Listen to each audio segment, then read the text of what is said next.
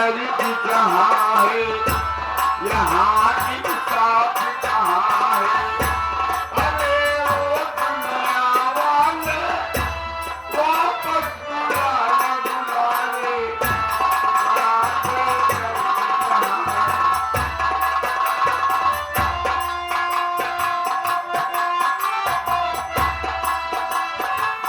ये जमाना ओ पल भर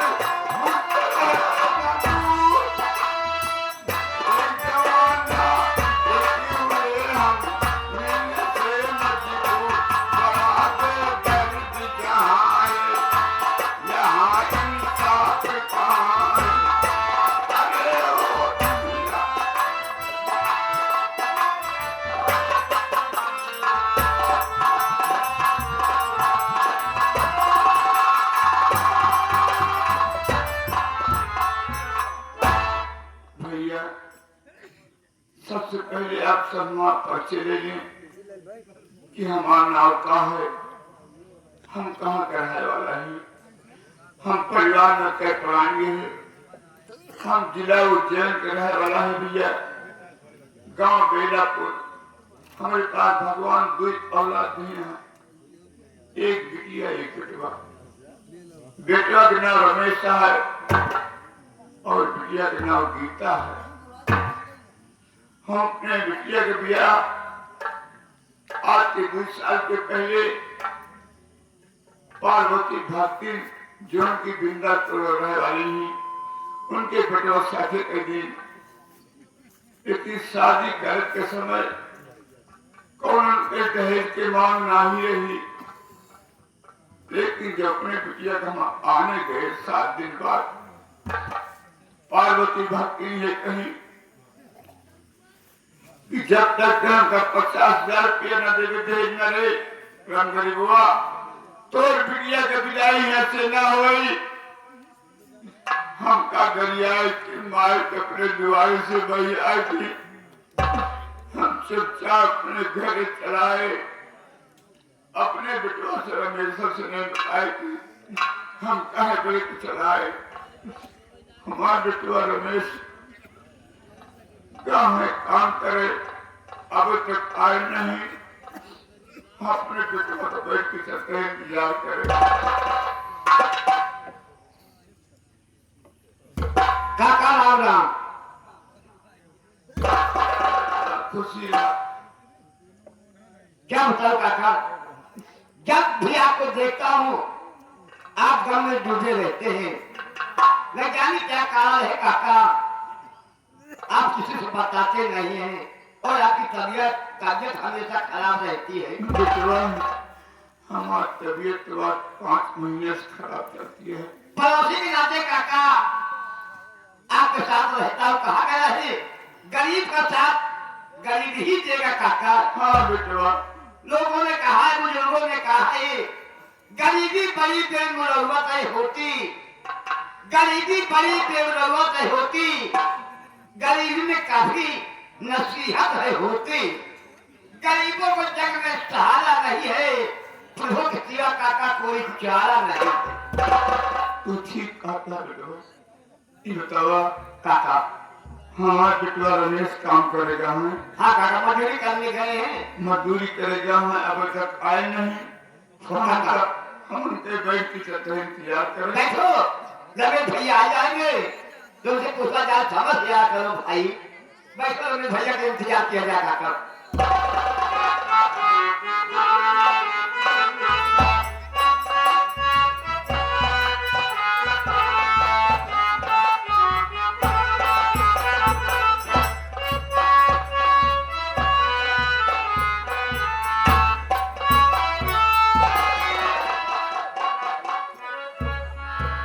भैया रमेश राम राम। राम राम भैया। बैठ भैया। भाई जब मैं मेहनत मजदूरी करके घर वापस आता हूँ मेरे भाई तो बाबू जी की दशा देखकर जीवन थक जाता है। आ जाता मेरे भाई। अच्छा, आप मजदूरी करके आ गए भाई, क्या पिताजी के लिए दवा लाए हैं? हाँ भाई, दवा तो लाया हूँ, लेकिन सोचता हूँ दवा खिलाने से पहले आज बाबूजी से मैं जानकारी लूंगा कि बाबूजी क्या बात है। आज तक आपने हमसे कुछ बताया क्यों नहीं? और किस करने रहते और ढूंढे क्या रहते है? पता करिए भैया फिकर लेते आओ।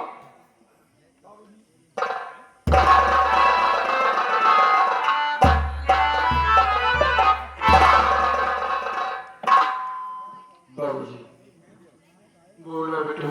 मैं आपसे कुछ जानना चाहता हूँ बाबूजी। आप उदास खामोश क्यों रहते हैं और ऐसी कौन सी चिंता है कि आप हमेशा उदास नजर आते हैं? बेटवा सुनिए मेरी बात। कहाँ बेटवा कहाँ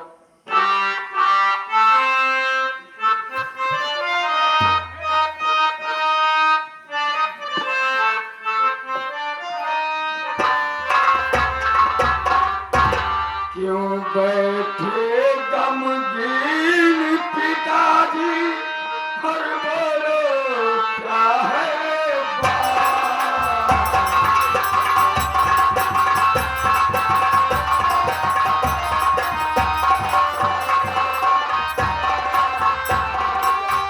क्यों बैठे गमगीन पिताजी, हर बोलो क्या है बात? आँखों से है हो रही आंसू की बरसात।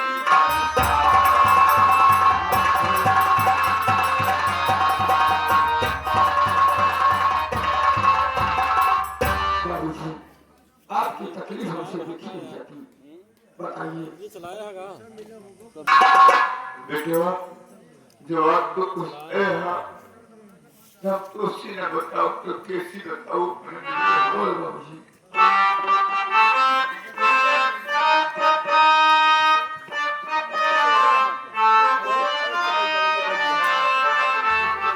क्या बतलाऊं नूरे नजर अपने दिल का।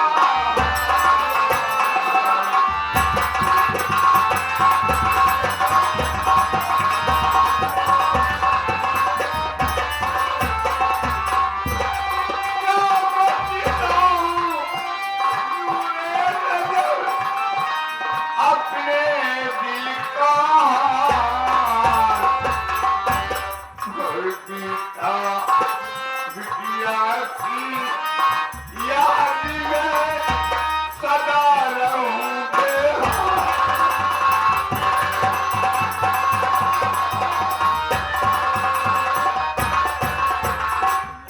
बाबूजी, बेटवा आप मेरी बहन की चिंता में डूबे हुए हैं बेटवा और गीता की चिंता सताती है आपको। तू शादी करे आज तक हमें बिटिया की विदाई नहीं भर हमारे घर नहीं आई। हम जब गली इलाका पूछे जाए था तो के सखी सहेली पूछे आ थी का राम गरीब काका अपने दीदी कहे अंत नहीं होता। जवाब नहीं दे पाई। ऐसे चुपचाप रोज रह जाए था सिर्फ कैसे उठवा हमारे गए बिटिया गीता का तो उनके साथ ये कहीं पार्वती भक्ति रंगरी हुआ। जब तक के 50,000 रुपया कमा देवे तो बिटिया की विदाई ना होगी। ये उससे समझा जाता है। बाबूजी, बहन की सास ने कहा कि जब तक 50,000 रुपए मुझे ला कर दे नहीं देता तब तक तेरी बेटी की विदाई नहीं होगी।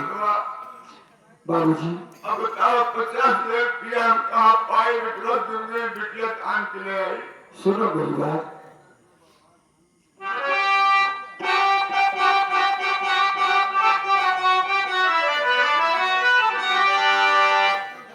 तो कर चले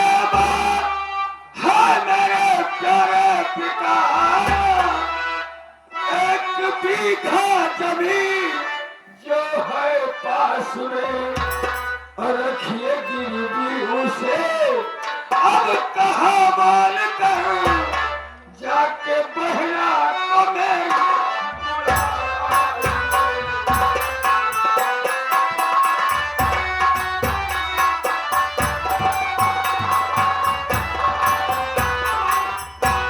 बाबूजी, जब बहन की सास ने कहा कि 50,000 रुपए जब तक नहीं देता मुझे तब तक तेरी बेटी की विदाई मैं नहीं करूंगी, तो मैं सोचता हूँ बाबूजी की जो अपने पास 1 बीघा जमीन है उसको गिरवी रखकर उस जमीन पर 50,000 रुपए लीजिए और बहन की सास को देकर बहन गीता की विदाई कराइए। कहा बेटा, अपने पास 1 बीघा जमीन है, अगर जमीन हम गिरवी रख दे तो बेटवा तू का खावे, हम का खावे? बाबूजी, खाने की चिंता से ज्यादा बहन की विदाई जरूरी है। हम मेहनत मजदूरी करेंगे और पेट के वास्ते रोटी का भी इंतजाम होगा और थोड़े थोड़े पैसे बचाकर एक दिन अपनी जमीन को भी छुड़ा लेंगे। इसके लिए बाबूजी आपको जमींदार राय बहादुर सिंह की हवेली पर जाना होगा, क्योंकि हमारे बेलापुर में वही एक ऐसे शख्स है जो हमारी जमीन गिरवी रख सकते हैं। बाबूजी ठीक है बेटा, अगर तू कहता हम जमींदार राय बहादुर सिंह के यहाँ जाते हैं, आपने 1 बीघा खेत गिरवी रखी, उसी 50,000 रुपया लेके अपने बिटिया का आने जा। हाँ बाबूजी, ठीक है बेटा। जय बाबू।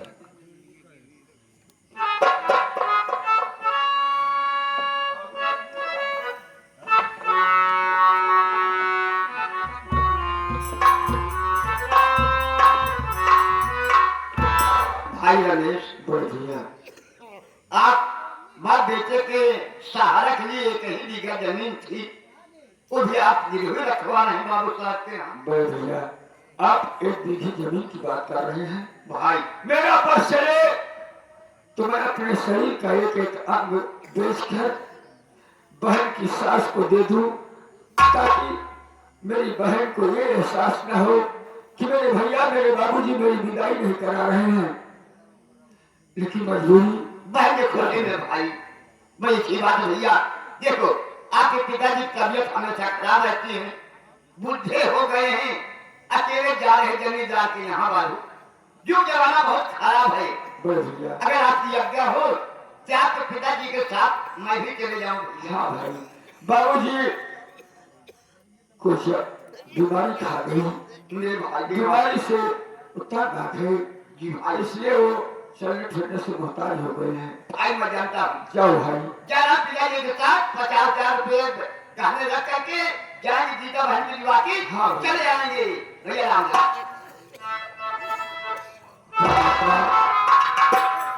इंसान बनाया लेकिन जानवरों से भी बदतर मेरी जिंदगी हो गई है। बाप बेटे, अगर मैं लोगों के यहाँ जाकर मजदूरी न करूं, मेहनत न करूं, तो पेटों के वास्ते रोटी का भी इंतजाम नहीं हो पाता है।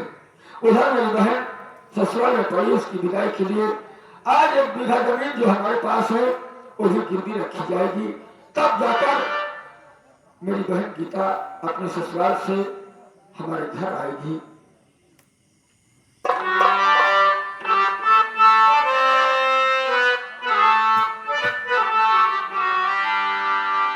तकदीर का फसाना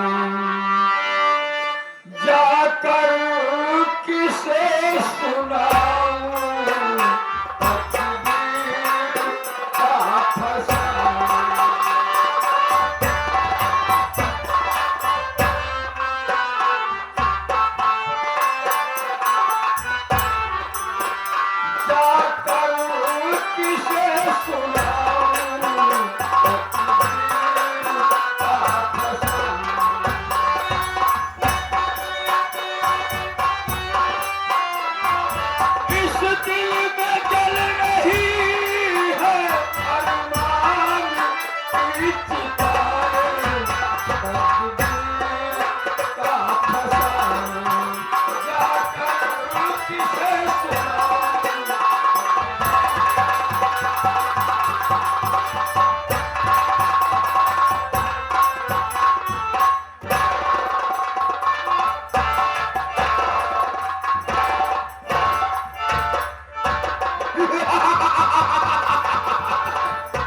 परिंदा।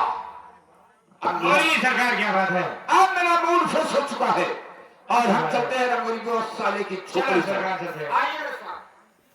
हेलो, ए भैया, बाबू साहब